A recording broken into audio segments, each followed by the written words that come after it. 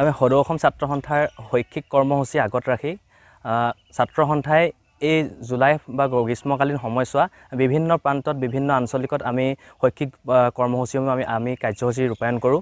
ঠিক তেনেধৰণে আজি টেঙানী আঞ্চলিক ছাত্ৰ সন্থায়ো 12 দিনীয়াকৈ নাটক অভিনয় কৰ্মশালা আমি অনুষ্ঠিত কৰিছোঁ আৰু এই নাটক কৰ্মশালা অভিনয় কৰ্মশালাত প্ৰায় 50ৰ পৰা 60জন ছাত্ৰ ছাত্ৰীয়ে যোগদান কৰিছে। আমি টেঙানী আঞ্চলিক ছাত্ৰ সন্থাৰ উদ্যোগত আৰু আহঁতগুৰি শাখাগোট ছাত্ৰ সন্থাৰ সহযোগত সম্পূৰ্ণ বিনামূলীয়াভাৱে সুদক্ষ প্ৰশিক্ষকক আচলতে নিমন্ত্ৰণ জনাই আমি এই কৰ্মশালাখন অনুষ্ঠিত কৰিছোঁ। আমি আশা কৰোঁ এই কৰ্মশালাৰ জৰিয়তে ছাত্ৰ ছাত্ৰীসকলৰ পাঠ্যক্ৰমৰ উপৰিও শৈক্ষিক ক্ষেত্ৰখনৰ উপৰিও বৌদ্ধিক বিকাশ, সাংস্কৃতিক আৰু সামাজিকভাৱে বিকাশৰ ক্ষেত্ৰত এই কৰ্মশালাখনে যথেষ্ট সহায় কৰিব।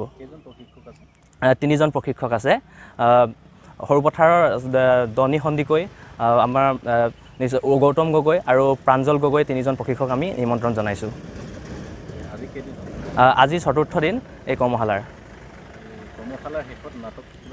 হয় হয়, মানে কৰ্মশালাৰ শেষত প্ৰশিক্ষকসকলে যিসকল ছাত্ৰ ছাত্ৰীয়ে ইয়াত অংশগ্ৰহণ কৰিছে সেই ছাত্ৰ ছাত্ৰীসকলক লগত লৈ তেওঁলোকে নাটকৰ সামৰণি অনুষ্ঠান কৰা হ'ব। আৰু লগতে শেষৰ দিনা আমি টেঙানীৰ যিসকল ছাত্ৰ ছাত্ৰীয়ে সুখ্যাতিৰে উত্তীৰ্ণ হৈ টেঙানীলৈ গৌৰৱ কঢ়িয়াই আনিছে হাইস্কুল শিক্ষান্ত পৰীক্ষা আৰু উচ্চতৰ মাধ্যমিক চূড়ান্ত পৰীক্ষাৰ ছাত্ৰ ছাত্ৰীসকলক বিশেষ সম্বৰ্ধনা জনোৱা হ'ব।